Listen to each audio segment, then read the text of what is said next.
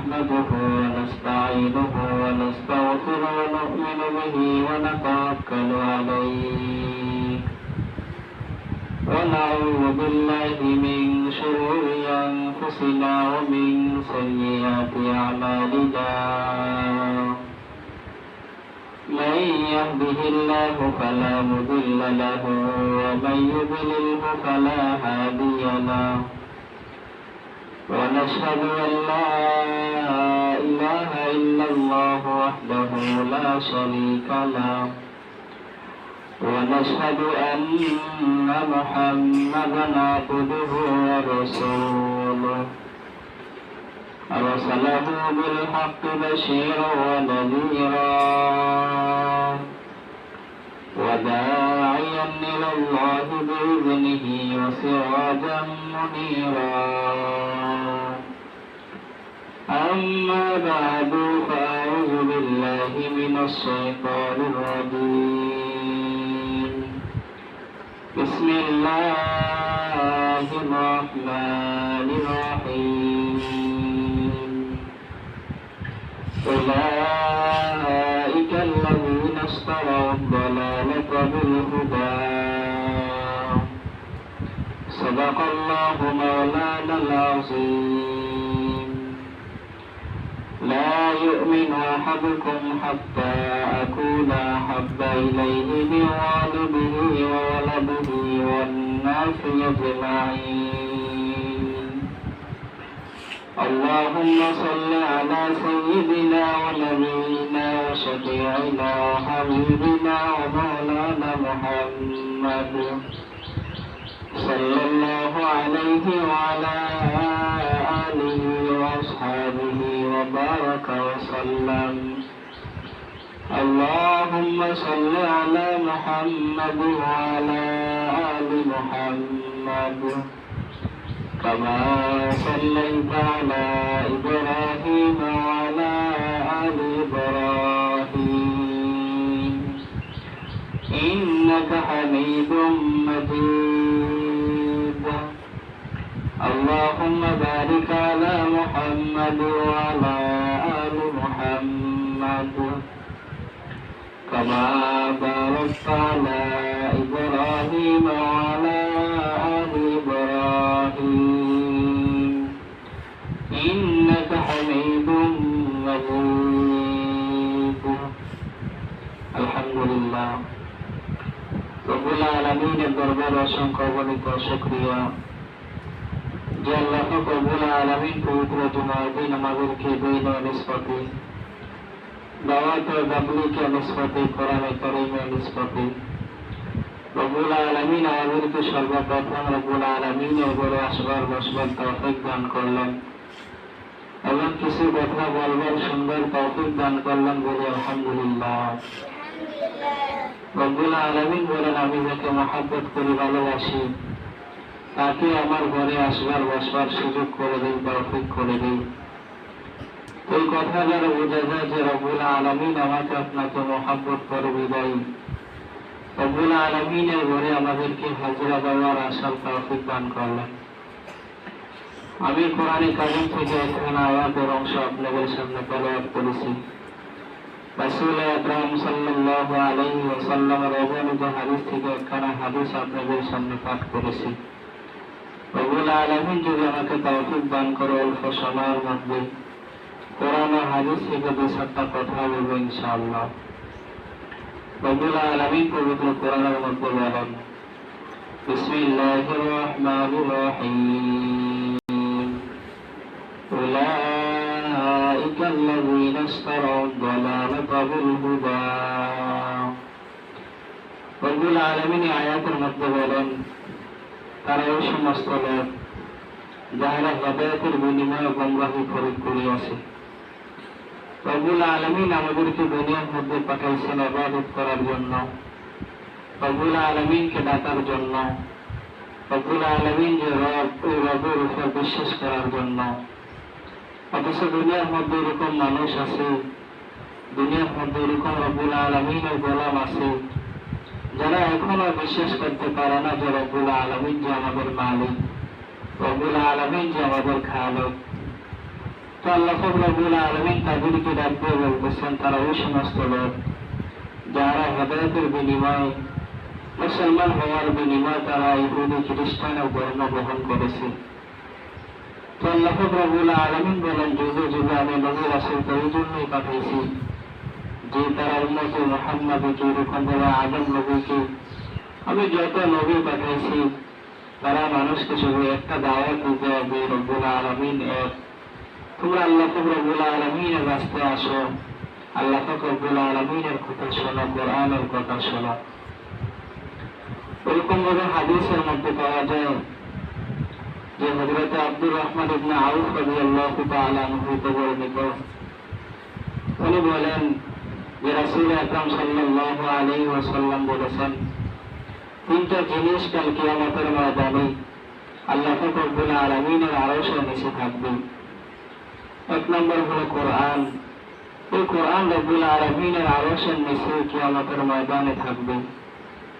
দুই নম্বর হলো আমানতদার, যে দুনিয়ার মধ্যে সুন্দরভাবে চলছে, আমানতদারিতা সুন্দরভাবে রক্ষা করছে, আমানতের খেয়ানত করে না, ওই ব্যক্তি কাল কিয়ামতের ময়দানে, হাসরের ময়দানে আল্লাহ তাআলার আরশের নিচে ছায়া পাবে।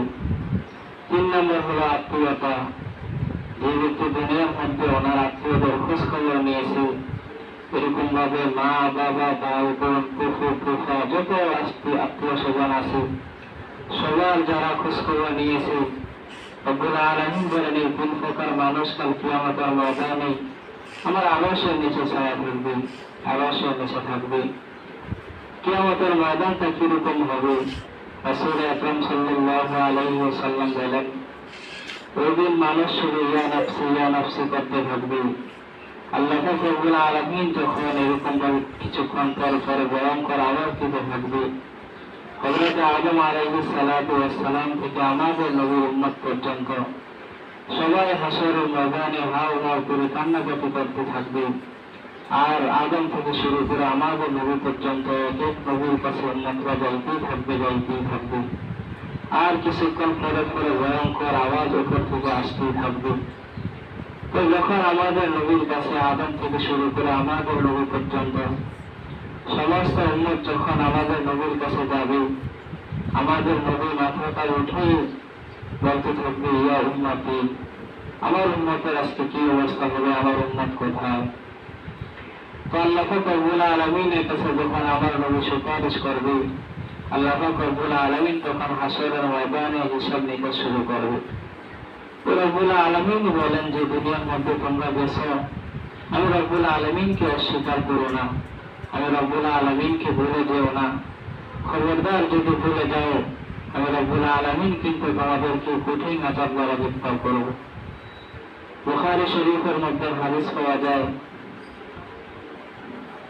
বুখারী শরীফের মধ্যে হাদিস আসছে যে আল্লাহ রাসূল সাল্লাল্লাহু আলাইহি ওয়াসাল্লাম যখন মক্কার মধ্যে কাফের বেঈমানদের মাঝে যখন দ্বীনের দাওয়াত দিতেন, কোরআনের কথা বলতেন, রব্বুল আলামিনের বরত্বের কথা বলতেন, তখন কাফের বেঈমানদের সহ্য হইত না। এরকম ভাবে আবু লাহাব, উতবা সাহেবা ওরা চিন্তা করলো যে মুহাম্মদ যদি এইভাবে মানুষকে কোরআনের কথা বলে, দ্বীনের কথা বলে, ইসলামের কথা বলে, তাহলে তো একদম সমস্ত মানুষ মুসলমান হয়ে যাবে। বুখারী শরীফের মধ্যে সুন্দর একটা ঘটনা এসেছে যে তুফাইল বিন আমর রাদিয়াল্লাহু তাআলা আনহু, উনি অনেক বিচক্ষণ মানুষ ছিলেন, অনেক বুদ্ধি ছিল ওনার। তো তুফাইল বিন আমর রাদিয়াল্লাহু তাআলা আনহু মুসলমান হওয়ার আগে একদিন আবু জাহাল ওনার বাড়িতে গেল, গিয়ে বলতেছেন, খবরদার তুফাইল বিন আমর, মক্কার মধ্যে এরকম একজন লোক আছে, ওনার নাম হলো মুহাম্মদ, খবরদার ওই ব্যক্তির কাছে কখনো তুমি যাইবা না, ওই ব্যক্তি হলো পাগল, ওই ব্যক্তি হলো জাদুকর, তুমি ওনার কাছে কখনো যাইবা না। আর মুহাম্মদ যদি তোমার কাছে কখনো আসে, তুমি তার কথা শুনবা না। আবু লাহাব যখন তাকে নসিহত করে ওনার দুই কানের মধ্যে তুলা ঢুকিয়ে বলতেছে, আমি তোমার কানের মধ্যে তুলা ঢুকিয়ে দিলাম, কখনো তুমি মুহাম্মদের কথা শুনবে না। তো তুফাইল বিন আমর রাদিয়াল্লাহু তাআলা আনহু বলতেছে যে আবু জাহাল তো আমাকে অনেক নসিহত করলো যে মক্কার মধ্যে নাকি একজন লোক আছে মুহাম্মদ, উনি নাকি পাগল, উনি নাকি জাদুকর, যে কারণে আবু জাহাল আমার কানের মধ্যে জোড়াটা ঢুকাইছে, আমি একটু লোকটাকে একটু দেখবো, ওই লোকটাকে আমার দেখা দরকার। কারণ আবু জাহালকে বললো এই লোক নাকি একটা পাগল, ওই লোক জাদুকর, সুতরাং আমার এই লোকটাকে দেখতে হবে। তো তুফাইল বিন আমর রাদিয়াল্লাহু তাআলা আনহু একদিন মক্কাতে গেলেন। মক্কাতে গিয়ে সাহাবায়ে কেরাম রাদিয়াল্লাহু তাআলা আনহুকে বলতেছেন, হে আমার সাহাবায়ে কেরাম, এখানে কি মুহাম্মদ নামের কোন ব্যক্তি আছে? তখন সাহাবায়ে কেরাম রাদিয়াল্লাহু তাআলা আনহু আল্লাহর রাসূলকে দেখিয়ে দিলেন, ওই যে ওদিকে তাকিয়ে দেখো, যে ব্যক্তি দাঁড়িয়ে রয়েছে ওনার নামই মুহাম্মদ।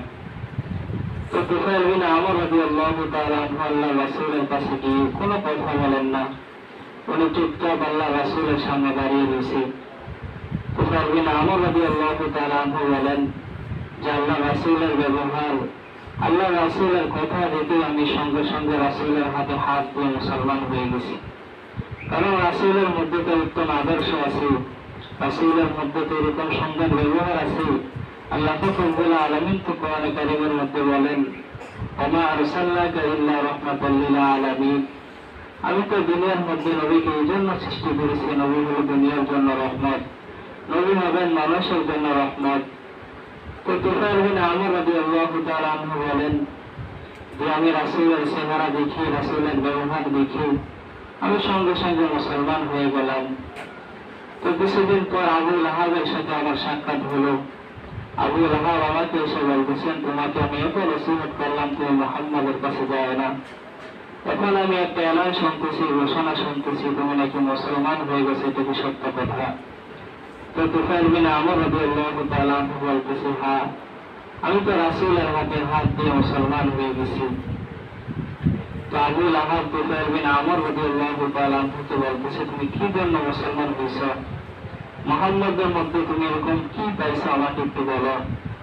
তো তুফাইল বিন আমর রাদিয়াল্লাহু তাআলা আনহু বলতেছে, আমি যখন রাসূলের দরবারে গেলাম, রাসূলের দরবারে গিয়ে সাহাবায়ে কেরাম রাদিয়াল্লাহু তাআলা আনহু রাসূলকে এত মহব্বত করেন, এত ভালোবাসেন, এগুলা দেখে আমি সঙ্গে সঙ্গে মুসলমান হয়ে গেছি।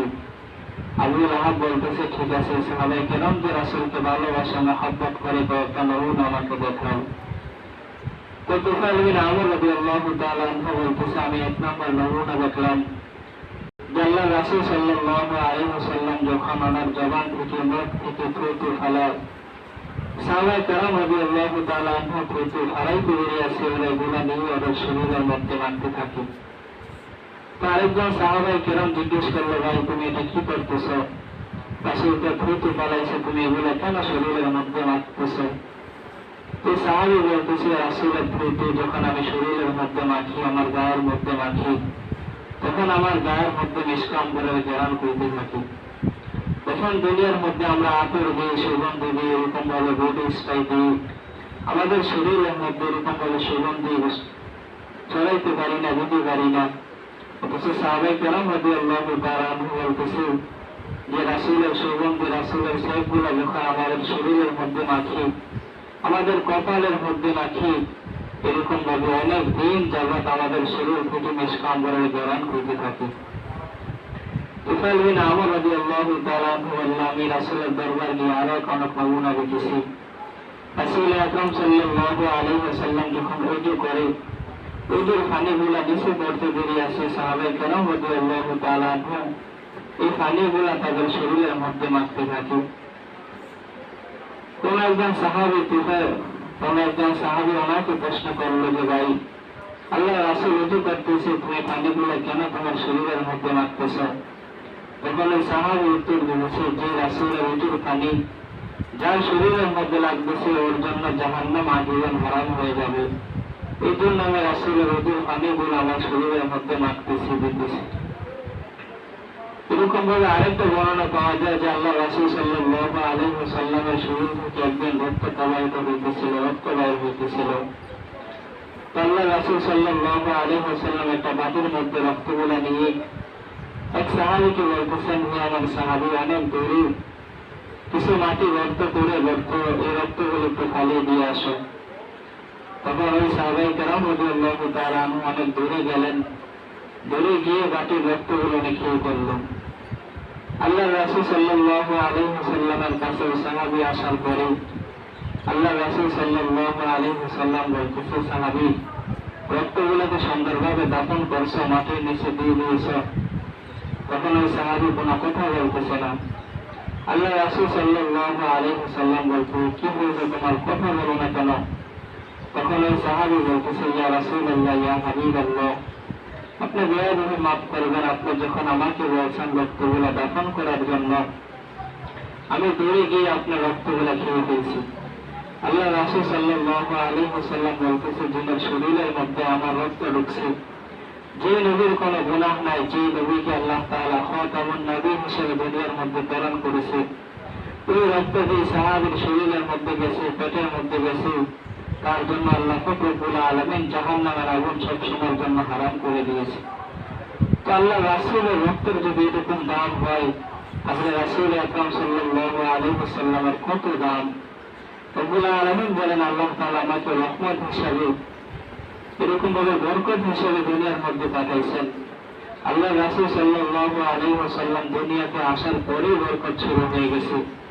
রাসূল আকরাম সাল্লাল্লাহু আলাইহি ওয়াসাল্লামের জিন্দেগি যদি কিয়ামত পর্যন্ত লেখা হয়, কিন্তু রাসূলের জিন্দেগি শেষ হবে না, কলমের কালি শেষ হয়ে যাবে। তো আল্লাহ রব্বুল আলামিন বলেন যে এই নবীকে আমি দুনিয়ার মধ্যে পাঠিয়েছি রব্বুল আলামিনের বরকতের কথা বলার জন্য, রব্বুল আলামিন যে রহমান এর কথা বলার জন্য। অথচ যে নবীর গায়ে মশা মাছি বসা হারাম, ওই নবীকে দিনের দাওয়াত দিতে গিয়ে, রব্বুল আলামিনের বরকতের কথা বলতে গিয়ে কাফের বেঈমান মুশরিকরা আমার আপনার নবীকে অনেক কষ্ট দিয়েছে। অথচ ইসলামের শুরু অবস্থায় আমাদের নবীকে কাফের বেঈমানরা আল আমিন উপাধি দিয়েছে, আল আমিন সত্যবাদী। আল্লাহ রাসূলের আসার ব্যবহার দেখে, রাসূলের চাল চলন দেখে আল আমিন উপাধি দিয়েছে তারা। এরকম ভাবে কাফের বেঈমান মুশরিকরা আল্লাহ রাসূলের কাছে আমানতের মাল রাখতেন। কাফেররা বলে যে আমরা যখন মুহাম্মদের কাছে যে মালটা যেভাবে রাখি, আবার যখন যেভাবে চাই মুহাম্মদ আমাদেরকে ওইভাবেই দিতে পারে। আল্লাহ রাসূল শুরু অবস্থায় কাফের বেঈমানদের কাছে ভালো ছিলেন, আল আমিন উপাধি পেয়েছেন। কিন্তু আল্লাহ তাআলা যখন বলেছেন আপনি দ্বীনের দাওয়াত দেন, আপনি রব্বুল আলামিনের কথা বলতে থাকেন, আল্লাহ রাসূল সাল্লাল্লাহু আলাইহি ওয়াসাল্লাম যখন কোরআনের কথা বলা শুরু করলো, আল্লাহ তাআলার বরকতের কথা শুরু করলো, এরকম ভাবে রব্বুল আলামিনের প্রতি ঈমান আনার কথা শুরু করলো, তখন কাফের বেঈমান মুশরিকরা আমার আপনার নবীকে কষ্ট দেওয়া শুরু করলো। তো সাহাবায়ে কেরাম রাদিয়াল্লাহু তাআলা আনহুম নবীর কথা শুনে ওরা রব্বুল আলামিন কিরকম ভাবে মহব্বত করতেন, ভালোবাসতেন, তার পাশাপাশি আল্লাহ রাসূলকে যারা মহব্বত করতেন, ভালোবাসতেন। হাদিসের মধ্যে পাওয়া যায় যে হযরত ওমর রাদিয়াল্লাহু তাআলা একদিন রাসূলের দরবারে এসে বলতেছেন, ইয়া রাসূলুল্লাহ, ইয়া হাবিবাল্লাহ, আমি আপনাকে ভালোবাসি, তবে আমার মা থেকে, ছেলে থেকে, সন্তান থেকে আপনাকে আমি বেশি মহব্বত করি না, ভালোবাসি না। আল্লাহ রাসূল সাল্লাল্লাহু আলাইহি ওয়াসাল্লাম বলতেছে, ওমর, তুমি এখনো পরিপূর্ণ মুমিন হতে পারো না। হযরত ওমর যখন এই কথা শুনলো, হযরত ওমর রাদিয়াল্লাহু তাআলা বলতেছে, ইয়া রাসূলুল্লাহ, আমার মা থেকে, বাবার থেকে, বউ থেকে, ভাই থেকে আমি আপনাকে বেশি মহব্বত করতেছি, ভালোবাসতেছি। আল্লাহ রাসূল সাল্লাল্লাহু আলাইহি ওয়াসাল্লাম বলতেছে, হ্যাঁ, এখন তুমি পরিপূর্ণ মুমিনের খাতার মধ্যে তোমার নামটা লিপিবদ্ধ করতে পারছো। এই কথা দ্বারা বোঝা যায় যে আমাদের মার থেকে, বাবার থেকে, ছেলে থেকে, মেয়ে থেকে, অর্থাৎ আত্মীয় স্বজন সবার থেকে রব্বুল আলামিনকে এবং রাসূলকে বেশি মহব্বত করতে হবে, ভালোবাসতে হবে। তখন তো আমরা রাসূলের নাম শুনলে অনেক মানুষ বিরক্ত হয়ে যায়, বিরক্ত হয়ে যায়। অথচ সাহাবায়ে কেরাম রাদিয়াল্লাহু তাআলা আনহু বলেন যে রাসূলকে আমরা এত মহব্বত করতাম, এত ভালোবাসতাম, আমাদের বিবিকে আমরা ছেড়ে দিতে রাজি, আমাদের মাকে, আমাদের বাবাকে, আত্মীয় স্বজনকে আমরা ছেড়ে দিতে রাজি, কিন্তু রাসূলকে আমরা কখনো ছাড়তে রাজি নেই। রাসূল গোরা এতটুকু মহব্বত করতেন, এতটুকু ভালোবাসতেন। কিতাবের মধ্যে আসছে যে সাহাবায়ে কেরাম রাদিয়াল্লাহু তাআলা আনহু রাসূলকে কিভাবে ভালোবাসতেন, কতটা মহব্বত করতেন। হাদিসের মধ্যে আসছে যায়েদ ইবনে সাবিত রাদিয়াল্লাহু তাআলা আনহু তিনি বলেন যে রাসূল আকরাম সাল্লাল্লাহু আলাইহি ওয়াসাল্লাম আমাকে বলেছেন যে যায়েদ, তুমি উহুদের ময়দানে যাও, ওখানে তো সাহাবায়ে কেরাম রাদিয়াল্লাহু তাআলা আনহু যুদ্ধ করতেছে, যুদ্ধের ময়দানে যারা শহীদ হবে তাদের লাশগুলা সবাই একত্র করো এবং সাদ ইবনে রাবির লাশটাকে তুমি আলাদা করবা। আর যদি ওনাকে তুমি জীবিত পাও তাহলে জীবিত অবস্থায় ওনার মধ্যে কিরকম লাগে তুমি একটু জিজ্ঞেস করো। তো যাই ইবনে সাবিত রাদিয়াল্লাহু তাআলা আনহু বলেন যে আমি যখন উহুদের ময়দানে গেলাম ওখানে গিয়ে দেখি যুদ্ধ করা শেষ, তখন আমি সাদ ইবনে রাবিকে খুঁজতে লাগলাম। অনেক দূর গিয়ে দেখি সাদ ইবনে রাবি অজ্ঞান হয়ে পড়ে গেছে এবং ওনার শরীরের মধ্যে 70টা তীর আঘাত, 70টা তীর ওনার শরীরের মধ্যে লেগে আছে। তো যাই ইবনে সাবিত রাদিয়াল্লাহু তাআলা আনহু বললেন আমি এই অবস্থা দেখে ওনার কাছে গেলাম, যে আল্লাহ রাসূলের সালামটা ওনার কাছে পৌঁছাইলাম। উনি 70টা তীরের আঘাতে উনি আল্লাহ রাসূলের সালাম গ্রহণ করলেন। যায়েদ ইবনে সাবিত রাদিয়াল্লাহু তাআলা আনহু বলতেছে যে সাহাব তোমাকে আল্লাহ রাসূল সাল্লাল্লাহু আলাইহি ওয়াসাল্লাম একটা প্রশ্ন করার কথা বলেছে, আমি তোমাকে প্রশ্ন করি, তোমার শরীরের মধ্যে এখন 70টা তীরে তুমি আহত, এখন তোমাকে কিরকম লাগতেছে একটু বলো। আল্লাহ রাসূল বলছে যে তোমাকে যে অবস্থায় তাই এই অবস্থাটা জিজ্ঞেস করার জন্য।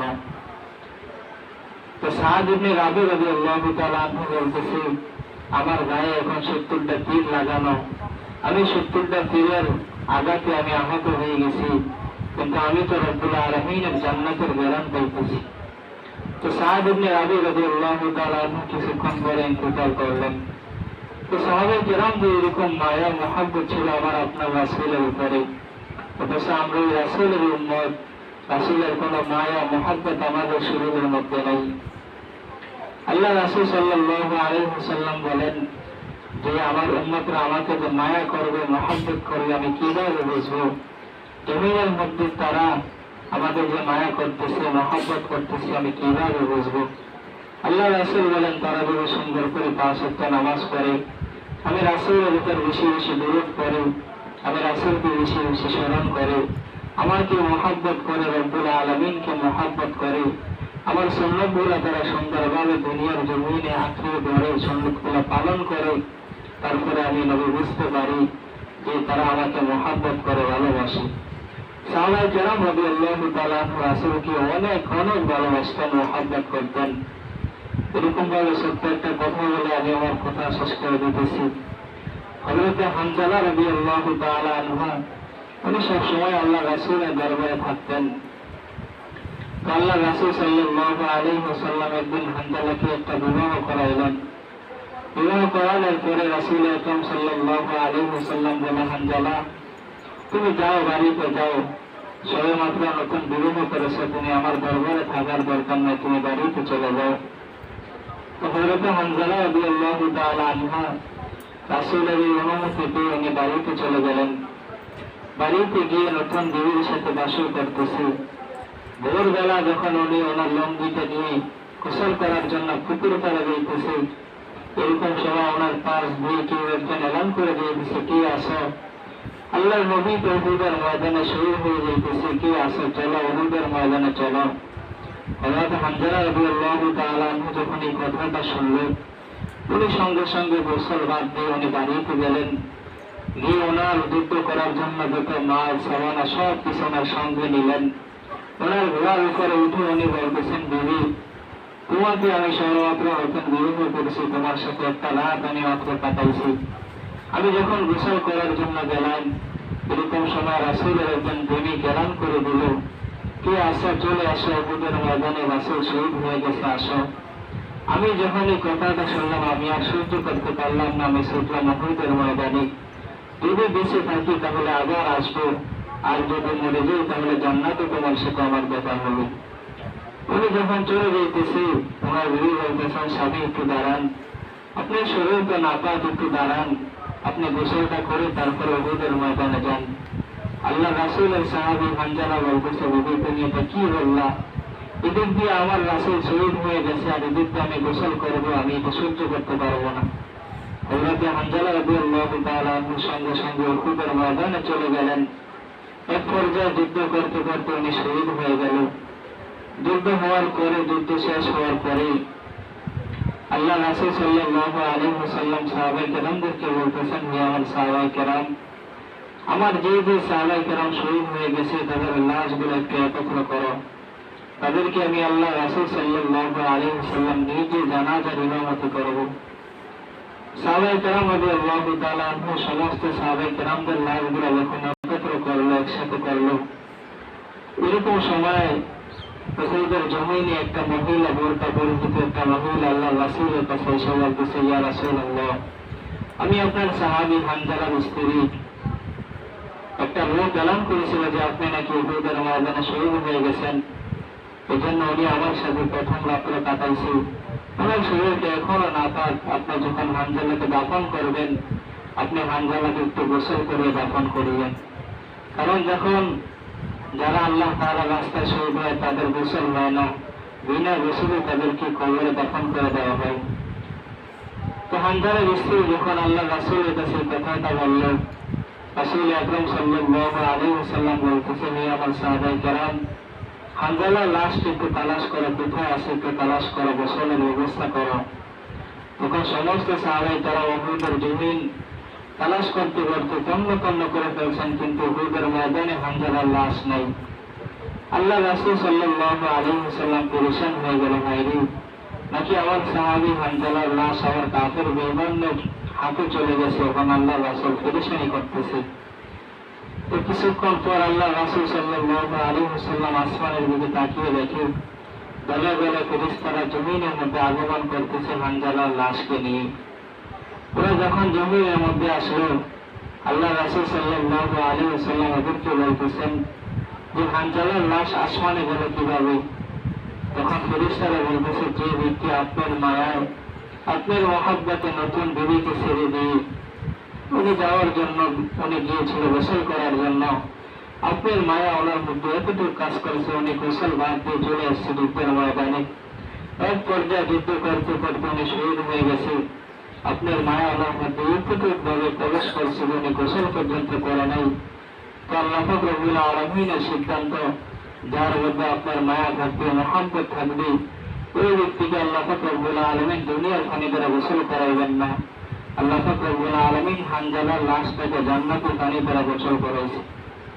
তো আল্লাহ রাসূল সাল্লাল্লাহু আলাইহি ওয়াসাল্লাম এই কথা শোনার পরে বলতেছেন, আমার জন্য যারা মহব্বত করবে, আমাকে ভালোবাসবে, আল্লাহ তাআলা তাকে ভালোবাসবে। তো কথা দ্বারা বোঝা যায় যে সাহাবায়ে কেরাম রাদিয়াল্লাহু তাআলা আনহুর মহব্বত, ভালোবাসা আমার আপনার নবীর উপর কিরকম ছিল। অথচ আমরা ওই নবীর উম্মত, যে উম্মতের জন্য আল্লাহ পাক রব্বুল আলামিন বলেন, যে উম্মতের জন্য হাসরের ময়দানে রব্বুল আলামিন সবসময় শুধু আমার আপনার নবী সবসময় বলতে থাকবে, ইয়া উম্মতি, ইয়া উম্মতি। আজকে আমার উম্মতের কি অবস্থা হবে? অথচ নিজের মেয়ের কথা ভাববেন না, নিজের ছেলের কথা ভাববেন না, নিজের স্ত্রীর কথা ভাববেন না। ওই সময় আমার আপনার নবী সিজদায় পড়ে শুধু বলতে থাকবে, ইয়া উম্মতি, ইয়া উম্মতি। আজকে আমার উম্মতের কি অবস্থা হবে? আল্লাহ রাসূল বলেন যে হাসরের ময়দানে আমি আমার উম্মত নিয়ে পেরেশানিতে থাকবো, চিন্তিত থাকবো, আর দুনিয়ার মধ্যে আমার উম্মত আমাকে নিয়ে বলে ফেলবে। তো আল্লাহ রব্বুল আলামিন বলেন, আমার আপনার নবী যেরকম ভাবে হাসরের ময়দানে কাঁদবে, এরকম ভাবে মিজানের ময়দানে কাঁদবে। আল্লাহ রব্বুল আলামিন ওই দিন একটা সিদ্ধান্ত নিয়েবেন যে হাসরের ময়দানে যখন আমার আপনার নবী হাউজে কাউসারের পানি ওনার উম্মতদেরকে পান করাইবেন, তখন আমার আপনার নবীর উম্মতরা সবাই সিরিয়ালে দাঁড় হবে। সবাই, যত উম্মত, মুশরিক, কাফের, যত উম্মত আছে আমার আপনার নবীর, সবাই যখন সিরিয়ালে দাঁড় হবে, তখন ফেরেশতারা কিছু আল্লাহ রাসূল একসাথে থাকবে। ওই সময় আল্লাহ রাসূল সবাইকে পানি পান করার জন্য হাউজে কাউসারের পানি হাতে নিয়ে দাঁড়িয়ে থাকবে, আর বলতে থাকবে, কীর্তন করে আসো। তো আল্লাহ রাসূল সাল্লাল্লাহু আলাইহি ওয়াসাল্লাম বলেন যে আমি যখন আমার উম্মতকে পানি খাওয়ানো শুরু করব, এক একজন করে পানি খাবে আর চলে যাবে, পানি খাবে আর চলে যাবে। এরকম অবস্থা মাঝখান দিয়ে হবে যে ফেরেশতারা আমাকে বলবে, ইয়া রাসূলুল্লাহ, আপনি থামেন, এই ব্যক্তিকে আপনি কখনো হাউজে কাউসারের পানি পান করাইবেন না। কারণ আপনি দুনিয়ার মধ্যে যে আল্লাহ পাক রব্বুল আলামিনের দিনের দাওয়াত রেখে এসেছেন, আল্লাহ পাক রব্বুল আলামিনের বরকতের কথা রেখে এসেছেন, এই ব্যক্তি কথাগুলো অস্বীকার করছে, 5 ওয়াক্ত নামাজ পড়ে না, আপনাকে নবীর উপর ঈমান আনে না, বিশ্বাস করে না, আপনার সুন্নতগুলো সুন্দরভাবে আদায় করে না, আপনি এই ব্যক্তিটি কখনো আপনি হাউজে কাউসারের পানি পান করাইবেন না। আল্লাহ রাসূল যখন এই কথা শুনবে, আল্লাহ রাসূলের লোককে সরিয়ে দিবে, তাড়িয়ে দিবে, আর বলবে তুমি আজকে আমার উম্মত না, তুমি সরে যাও। তো আল্লাহ রাসূল বলেন ওই ব্যক্তি সরে যাবে আর চিন্তা করতে থাকবে, দুনিয়ার মধ্যে যদি আল্লাহ রাসূলকে বিশ্বাস করতাম, আল্লাহ তাআলার প্রতি ঈমান আনতাম, তাহলে তো আজকে রাসূলের হাতে হাউজের কাউসারের পানি পান করতে পারতাম, মাহরুম হইতাম না। ওই দিন যে ব্যক্তি আল্লাহ রাসূলের জবান থেকে শুনবে তুমি আমার উম্মত না, তার জন্য আজীবন